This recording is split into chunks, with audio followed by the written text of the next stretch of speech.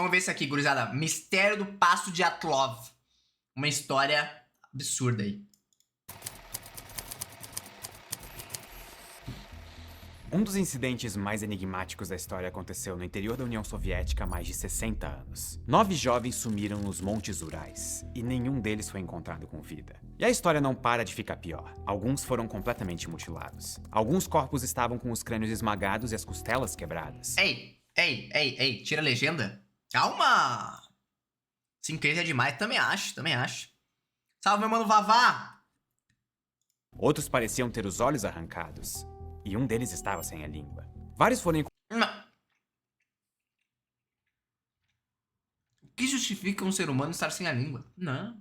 encontrados sem roupas, o que adiciona ainda mais mistério e estranheza levando em conta a temperatura da região na época, que chegava aos menos 30 graus Celsius. E os sinais de violência não paravam por aí. A cabana usada como abrigo pelo grupo estava rasgada. E como se o destino desses jovens exploradores não fosse um mistério grande o suficiente, um novo surgiu. Quem ou o que foi o responsável por esses horrores? Mas foi só agora, praticamente 60 anos depois, que uma possível explicação veio à tona. Bem-vindos ao mistério do Passo de Atlov. A nossa história começa numa sexta-feira, dia 23 de janeiro de 1959. Nesse dia, um grupo de 10 amigos se reunia para iniciar uma aventura no gelo. Ao todo, eram 8 homens e 2 mulheres, todos colegas no Instituto Politécnico de Ural. O líder da expedição era Igor Dyatlov, que depois foi homenageado dando o nome que batizou a região. Os integrantes do grupo eram Lyudmila, Alexander, Zinaida, Rustem, Nikolai, Semyon e os 3 Yuris. O ponto de encontro para o início da viagem foi a cidade de Yekaterinburgo, no centro-oeste da antiga União Soviética. E de lá, pegaram um trem para Ivdel, onde chegaram 2 dias depois. Por fim, entraram em um ônibus em direção ao destino final, Vizay, uma cidadezinha no pé da montanha. E aí eles descansaram um pouco e no dia 27 partiram rumo à expedição. Em menos de 24 horas, um dos jovens começou a enfrentar dores muito fortes no nervo ciático, que tem origem na coluna e desce até as pernas. E por conta disso, Yuri Yudin acabou desistindo daquela aventura e precisou voltar para casa. Ele certamente ficou frustrado, mas o que ele não sabia era que aquela dor salvaria a vida dele. Sempre tem essa porra, né? O cara... Pô, teve recente num acidente aqui em Santa Maria, bagulho da universidade. O cara que não foi na viagem. E aí, pô, acidente do caralho. É foda. Porque depois daquele momento, ele nunca mais veria os amigos. O grupo, agora com 9 pessoas, seguiu viagem. Nos dias seguintes, a escalada seguiu como era de se esperar. Nós sabemos disso porque encontramos os diários do grupo.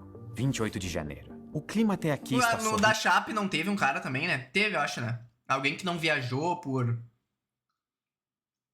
Sempre tem, mano. Indo pra nós. Está apenas 8 graus Celsius lá fora. Depois do jantar, nos sentamos por um tempo ao redor da fogueira, cantando canções de amor. 29 de janeiro. Segundo dia da nossa caminhada. Faz menos 13 graus Celsius. O vento está fraco. De vez em quando a gente encontra gelo no rio Losva. E só. 30 de janeiro. Depois do café da manhã, andamos ao longo do rio Auspia, mas o gelo não nos deixa seguir em frente. Vimos uma cabana mansi, um povo único e muito interessante que habita o polo norte. O da Torres Gêmeas teve, vários no dia não foram trabalhar por diversos motivos. Esse aí também, porque é bagulho de trabalho com muita gente, sempre vai ter. No idioma Mansi, Yolatsyal significa Montanha da Morte. O nome não era nada convidativo, mais do que isso. Era um prenúncio do que estava prestes a acontecer. Foi em um local com esse nome que o grupo montou acampamento pela última vez. E foi por ali... também teve um que sobreviveu, esse dia se acidentou de novo e sobreviveu de novo.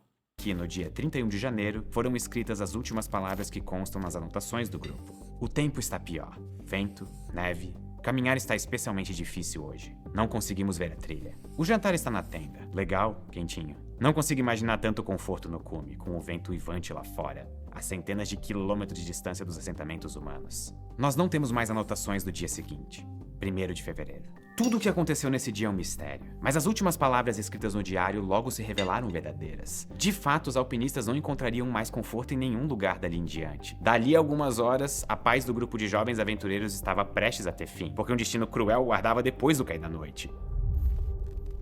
Muitos dias passaram até que a tragédia fosse descoberta. A comunicação na época era muito complicada. Ninguém ficou sabendo de nada até a data prevista para a volta do grupo à cidade, que era marcada para 12 de fevereiro, o que nunca aconteceu. A princípio, ninguém ficou tão preocupado, até porque, graças às terríveis condições climáticas, era bem normal que esse tipo de expedição durasse um pouco mais de tempo do que o previsto. Mas conforme os dias foram passando, a apreensão foi aumentando. Amigos e familiares começaram a se perguntar: onde será que eles estão? No dia 20 de fevereiro, ninguém mais aguentava esperar. O Instituto Politécnico dos Urais, onde o grupo estudava, enviou um grupo de voluntários até a região para tentar encontrar os montanhistas desaparecidos. Uma semana depois, os resgatistas finalmente encontraram uma pista. Eles viram que a tenda do grupo estava parcialmente enterrada na neve. Dentro não havia nenhum corpo, mas alguns objetos chamaram a atenção. Pares de botas de neve ainda estavam ali, dando a entender que alguns deles teriam deixado a tenda sem o calçado adequado, mesmo na neve e sob temperaturas bem abaixo do zero. Também havia carne cortada sob pratos, o que indicava que alguém estava prestes a se alimentar quando precisou sair às pressas, de maneira inesperada. E o mais importante, a tenda estava rasgada de dentro para fora, e não de fora para dentro. Ou seja, todos esses indícios... Gol do Bahia? Caralho, empatou o Bahia. Nossa, que história, velho. deixavam claro que os alpinistas tiveram de abandonar a barraca desesperados, fugindo de uma hora para outra. Ao redor da tenda havia pegadas congeladas, confirmando que alguém havia realmente pisado descalço por ali. As pegadas continuavam por alguns metros e então desapareciam. O mistério só crescia. Por que o grupo precisou largar tudo daquele jeito? E para onde eles tinham ido? No dia seguinte, as respostas começaram a aparecer. Os primeiros corpos finalmente foram encontrados. Mas como em tudo nesse caso, sempre que um mistério era solucionado, um novo surgia no lugar. De fato, alguns corpos estavam descalços. Outros estavam somente com roupas íntimas. E o mais assustador, alguns tinham ferimentos graves, como costelas quebradas, crânio fraturado, olhos arrancados. Não transformei R$10 em porque o Botafogo não tomou um amarelo. Me dê bons motivos para não pular de uma ponte agora. 10 em 1.600? Calma. Amanhã é um novo dia, meu bruxo. Amanhã dá pra perder mais uns 10. Até mesmo sem a língua. Se perdeu 10, amanhã dá pra perder 20. Foda-se. Para aumentar a tensão, os corpos não foram todos encontrados de uma só vez. Os primeiros foram achados no dia 27 de fevereiro. E os últimos só foram aparecer depois do fim do inverno, no dia 5 de maio. Foram mais de 3 meses de agonia entre a data da morte e o fim das buscas pelos corpos. Mas mesmo depois de todos serem resgatados, a grande questão continuava em aberto. O que aconteceu naquele dia?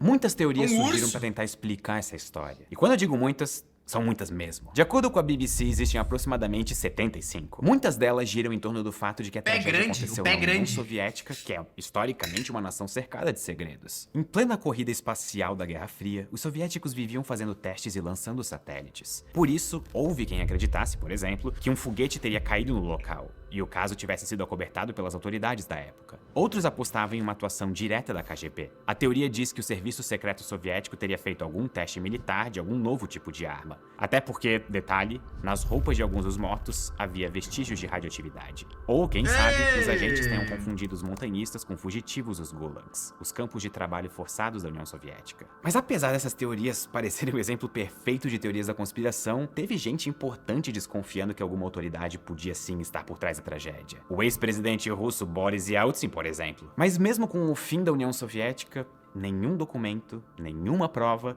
nada foi encontrado que pudesse colocar a culpa da tragédia no antigo regime. E enquanto isso, outras pessoas também integraram a lista de suspeitos. Lembra do povo Mansi, que chegou a ser citado no Diário dos Exploradores? Algumas pessoas acreditavam que eles teriam sido os responsáveis pelo massacre, talvez por terem considerado que os montanhistas tinham invadido um terreno sagrado ou algo do tipo. Alguns indígenas chegaram até a ser interrogados, mas a comunidade mais próxima ficava muito distante de onde os corpos foram encontrados. Além disso, pesquisadores garantem que não há qualquer histórico de violência por parte do povo Mansi, muito menos algum vestígio de que pessoas de fora teriam estado na cena do crime. Então, se ninguém de fora assassinou os alpinistas, será que um deles teria matado todos os outros? Ou será que uma briga generalizada acabou terminando em matança? Não foi isso que as autópsias indicaram. O nível de mutilação dos corpos sugeria uma força muito maior do que a de humanos. Então será que talvez o que causou isso foi um animal? Algumas teorias culpam renas, ursos e até yetis. que é outro nome para Homem das Neves. Eu gostaria muito de acreditar nessa isso teoria, aí, pô. se não fosse um detalhe. Yetis não existem. E por Não fala isso, pai. Não sabe nem nada. falar em explicações místicas, muita gente também colocava a culpa em extraterrestres. Essas pessoas alegavam que luzes estranhas teriam sido vistas no céu naquela noite.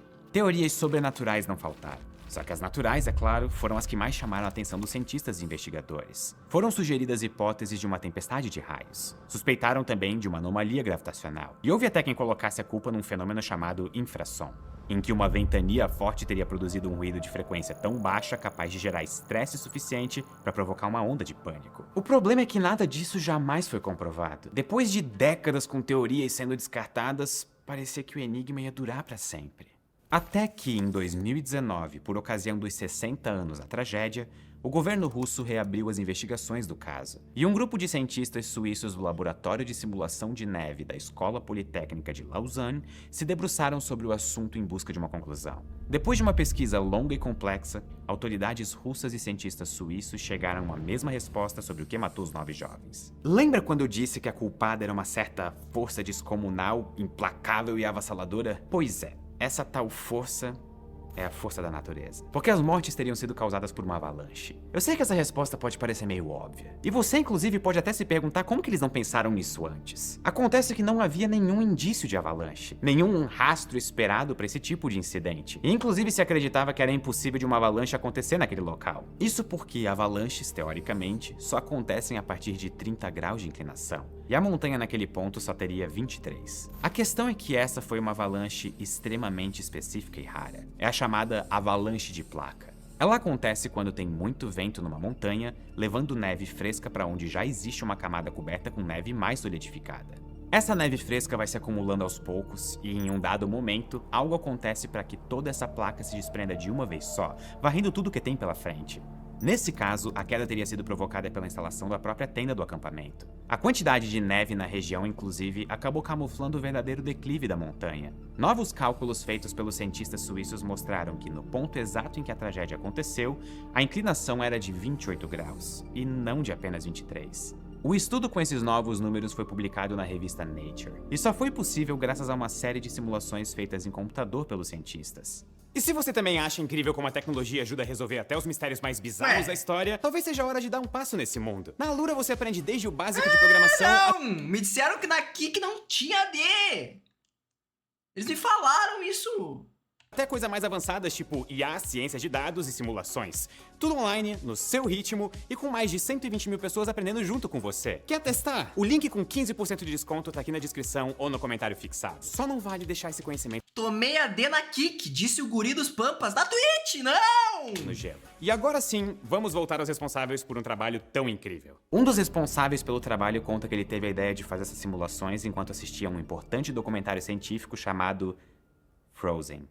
Uma aventura congelante. É sério, eu não tô brincando. O pesquisador Johan Gaum disse que depois de assistir ao filme, ele procurou os animadores para entender melhor os efeitos digitais usados para reproduzir a neve. E foi a partir daí que ele produziu as simulações que ajudaram a demonstrar o que teria acontecido naquela noite de fevereiro de 1959. E o estudo mostrou ainda que a força das avalanches de placa é tão forte que pode provocar uma das evidências mais difíceis de ser explicada, que é a mutilação dos corpos atingidos pela neve. Ainda mais porque, nesse caso específico, algumas vítimas ficaram prensadas entre a neve e os próprios esquis, o que teria levado às fraturas no crânio e nas costelas que eu mencionei no começo desse vídeo. Já as partes que estavam faltando nos corpos teriam sido devoradas por algum animal depois que a vítima já tinha falecido. A pesquisa não conseguiu responder todas as questões em aberto, e algumas pontas continuam um pouco soltas. Por exemplo, por que alguns corpos estavam sem roupas? Uma hipótese provável é que os alpinistas que sobreviveram em um primeiro momento podem ter arrancado a roupa dos colegas mortos para tentar se aquecer. Ok, e com relação aos vestígios de radioatividade?